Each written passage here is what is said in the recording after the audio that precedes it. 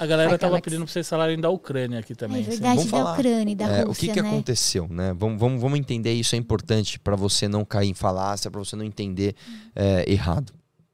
O que está acontecendo no mundo? Você tem duas superpotências, né? Você tem três, vamos chamar de três. Quatro, vamos colocar quatro. Você tem os Estados Unidos, você tem a Alemanha, você tem a Rússia e você tem a China. Tá? Eu vou começar desde o começo para você entender todo o cenário. O que nós tínhamos? Nós tínhamos a União Soviética em Guerra Fria com os Estados Unidos. Né? Guerra Fria, você lembra? Depois da Segunda Guerra Mundial, era uma guerra fria porque não tinha bomba, era um negócio de poder de influência, sanção econômica, etc. A União Soviética caiu, a União Soviética ruiu e ela perdeu territórios. Um dos territórios que ela perdeu foi a Ucrânia, que tem uma história separada da Rússia, tem um povo que não se considera russo e não são russos, são ucranianos.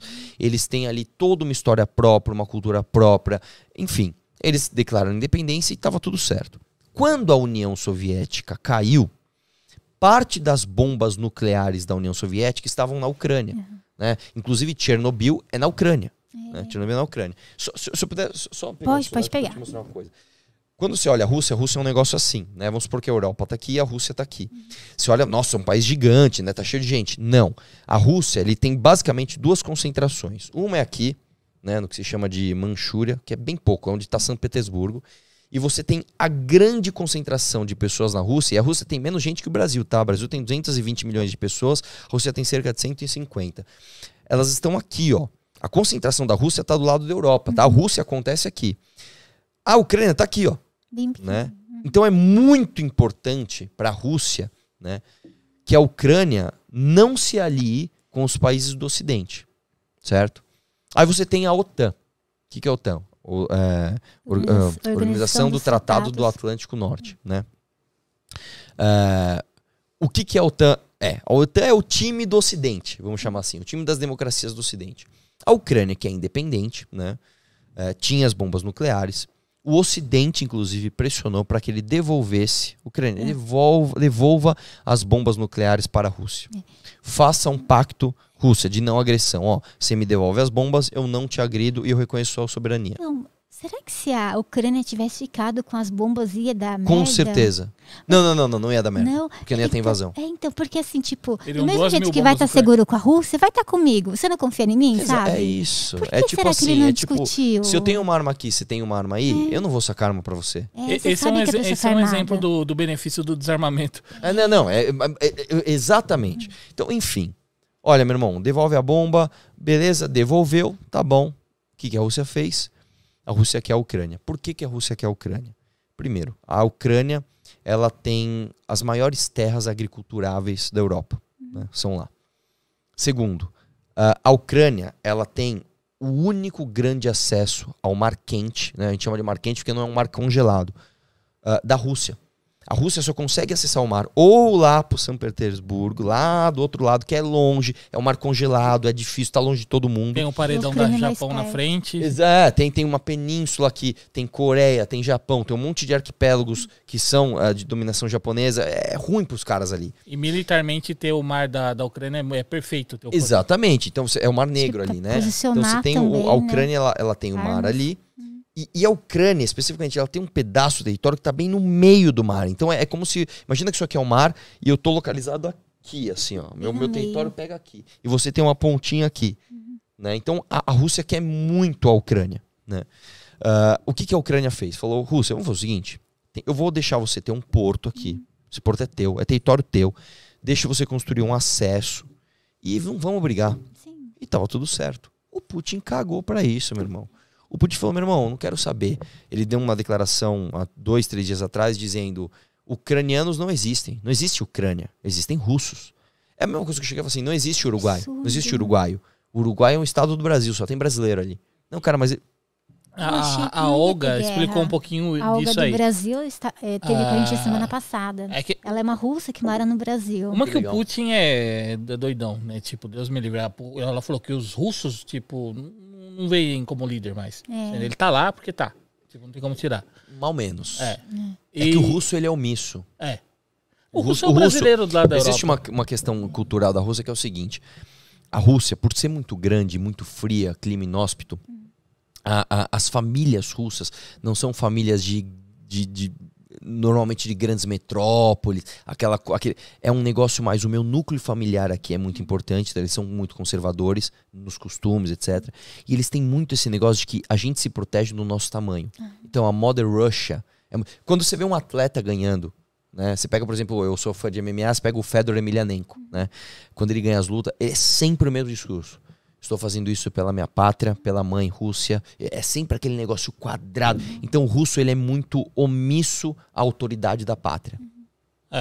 Aí ela comentou que a Rússia, ela nasceu basicamente lá, antigamente, em Kiev. Tanto que tem lá a madre de não sei o que lá, dos russos moram em Kiev.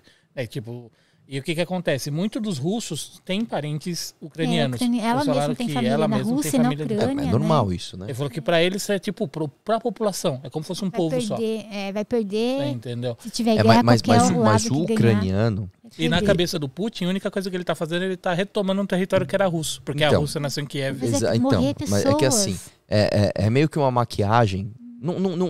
Se você perguntar para um russo e falar assim, você acha que o ucraniano é russo? Ele vai falar assim, a resposta dele provavelmente vai ser assim, o que o país está dizendo? Que então é. Não é um sentimento, a Rússia é muito pouco... o cidadão russo ele é muito pouco individual. Dele. Ele é muito... Ele quer saber o que o governo pensa, Russia, sei lá, que a maioria pensa. Russia. É sempre Rússia. Né? Eu tô falando inglês aqui, né? Como se o cara falasse inglês. É que eu vejo as entrevistas dos caras, eles falam inglês, né? Mas isso acontece. E ele fez isso. E qual que é o grande perigo disso? Porque aí você vai falar assim, bom, se você tem a grande potência militar, que é os Estados Unidos, e a Rússia invadir a Ucrânia, os Estados Unidos têm que apontar o dedo na cara da Rússia e falar, para com isso. Só que tem um problema. A China falou, opa... Eu tô com vocês, Rússia. E os Estados Unidos não Porque a China também tem interesse, em enfraquecer os Estados Unidos, e 2, em anexar territórios. Por exemplo, a China quer anexar Taiwan. Eu vi que eles então é meio que assim, briga lá. Nós estamos num baléu de gato, porque assim, se um soldado russo atira num soldado americano, ou se um soldado americano atira num soldado russo, é guerra de superpotência, é guerra mundial. Nossa, é guerra mundial. E as duas potências têm armas nucleares. Se o Ocidente não faz nada... E a Europa assiste pacífica, vê a Rússia anexar um território. Então, porque a OTAN era pra Ucrânia entrar na OTAN, tal. Não entrou até agora. E, será que eles não estão blefando? Quem? A OTAN falando não é que tá blefando, mas é porque assim, ninguém quer entrar em guerra. Só que a questão é a seguinte, que é a questão do Churchill na Segunda Guerra, né? Não vamos entrar, não, vamos entrar. O Churchill falou, não, tem que entrar. Porque não é mais uma questão da Alemanha invadindo a Polônia ou a França. É ele acabando com a estabilidade do que a gente chama de democracia. Ele está pondo o Ocidente em risco. Tanto que ele ligava para o Roosevelt várias vezes e falou, entra na guerra. A guerra é sua também, E é a mesma coisa. Porque se a gente assistir a Rússia simplesmente anexar a Ucrânia, por que ele não pode anexar a Moldávia, a Polônia, a Bielorrússia, a Estônia, a Letônia? Por que a China não pode anexar Taiwan? Por que a China não pode entrar em guerra com o Japão? Aí começa. Né? Aí começa. Tudo, Então, não aí você vai perguntar, qual é a grande estratégia militar que Arthur Duval tem? Eu não sei. Agora, eu diria pra você, a pior estratégia é ficar quieto. Alguns russos que eu conheço dizem que, assim, se não fosse a interferência americana na Ucrânia, a Rússia não estaria tomando a Ucrânia. Estaria relação normal entre eles. Mentira. Entendeu? Isso é antigo. Isso é antigo. E eu acho que tem muito aquela coisa da história, a gente olha para o passado que ela se repete, né? Antes os Estados Unidos colocou míssil em Cuba, a Rússia, né, colocou míssil em Cuba, Estados Unidos queria atacar Cuba. E agora acontece ao contrário. Mas você viu um ponto esquisito em tudo isso? Assim, que acende um alerta vermelho? Que é bem esquisito mesmo, começou em 2014. O quê? O que acontece? Se a gente for olhar para o passado, coisas que se repetem, a gente foi a Guerra do Golfo, que foi do Saddam Hussein, que na verdade foi uma guerra com pretexto que por trás era por causa de petróleo. Né? Uma coisa. E a gente tá vendo acontecer um negócio lá na Europa que tá refletindo isso aqui, ó. Vou mostrar para vocês aí, ó. Tá vendo? A invasão da... não, eu entendo o que você tá falando. Não acho que seja. Porque, mano, é muito estranho. Em 2014, o Hunter Biden é nomeado CEO, né? Presidente lá, não sei, daquela... Na Ucrânia, né? um grupo do maior grupo de gás da Ucrânia. Dizem que ele não tinha conhecimento, que é aquele grupo Burisma. Pra ser CEO ou administrar uma empresa. Não. E aí agora rola toda essa guerra, esse caos que tá rolando no meio do corte de fornecimento do gás da Alemanha, né? Lá que os caras, tipo, ameaçou de cortar gás pra Europa, né? E Sim. aí você tem agora uma elevação de preço do gás.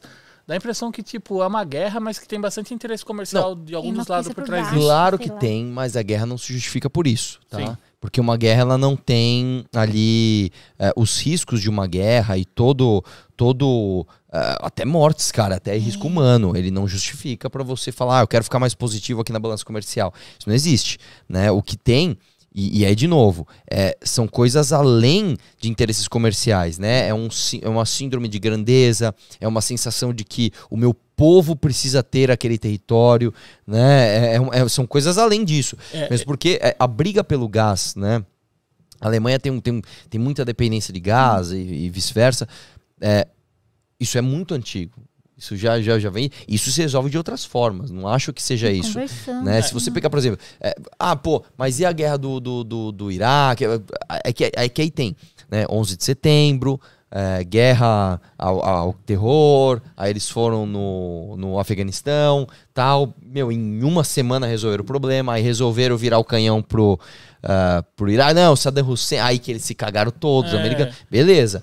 Mas outra coisa que você falou de justificar, né? Eu vi alguns analistas políticos na época que o Biden ganhou falando assim, do tipo, durante o governo do Biden, a gente vai ter ações militares acontecendo pelo globo, pequenas guerras ou guerras, os Estados Unidos vai se envolver. Daí por que eles estavam colocando isso? Porque assim, estatisticamente falando, sempre que Lockheed Martin e outras empresas que são empresas de indústria bélica patrocinam presidentes, né? Tipo, financiam campanhas desses presidentes, todos eles se envolveram em algum conflito militar. Você entendeu? Tipo, se você catar, tipo, financiou a campanha, a indústria, tipo, bélica, patrocinou aquele cara, ele acabou se envolvendo em algum conflito. E aí os caras estavam apostando que durante o período do Biden ia porque ele foi financiado por esses caras. Cara, não, eu acho que é uma relação muito simplória pra você dizer que os caras estão arriscando vidas e pondo a reputação mercadológica até de um país em jogo, porque por causa do interesse de uma empresa. Mas eu acho que o Biden não fala mais por si só. Ele tá muito gagá, cara. Não, mas calma. É que são coisas separadas, né? Tem um mix de coisas aqui. Uma coisa é você fazer uma relação entre financiamento de campanha com guerra. Né? Se você falar, é óbvio que tem alguém lá cutucando, é claro que tem. Tem de tudo, né? E é impressionante como as grandes decisões políticas, né, do mundo e até do Brasil são muitas vezes tomadas por um mau conselho. Um cara que acordou de mau humor e tomou uma decisão. Que né? Mas eu não acho que sem ouvir a opinião dos outros. Né? Mas eu não acho que seja uma grande conspiração das empresas para ganhar mais dinheiro e, arruma uma guerra aí pra gente fazer bala e ganhar dinheiro. Eu acho que é uma coisa muito simplória para envolver tantas outras coisas. Mesmo porque um país, quando ele entra em guerra e essa guerra não é vista como necessária, ele sofre sanções absurdas. Que nem o Putin, para ele entrar nessa guerra, ele se preparou antes. Né? Ele enxugou a máquina pública, ele reviu, ele fez... como é que chama? Acordos bilaterais com países que são ditaduras, né? Eu tava Cuba, vendo, Venezuela, ele tá sentado etc. em cima de 600 bilhões de dólares. Exatamente, ele fez caixa. Então, tem toda uma preparação pro cara dar uma dessa. Não dá pra um presidente, ganha a campanha, meu irmão, você me financiou, vamos entrar numa guerra aqui. Não é assim, né? Então, não acho que seja. Você fala, não tem um lobista ali querendo? Deve ter algum psicopata falando, meu irmão, põe um solar, vai morrer, vai, mas nós vamos ganhar dinheiro. Claro que tem. Né? Tem vários filmes que são assim. Você pega o Senhor das Armas, é isso. Nossa, que filmão, que filme maravilhoso, com o Nicolas Cage, né?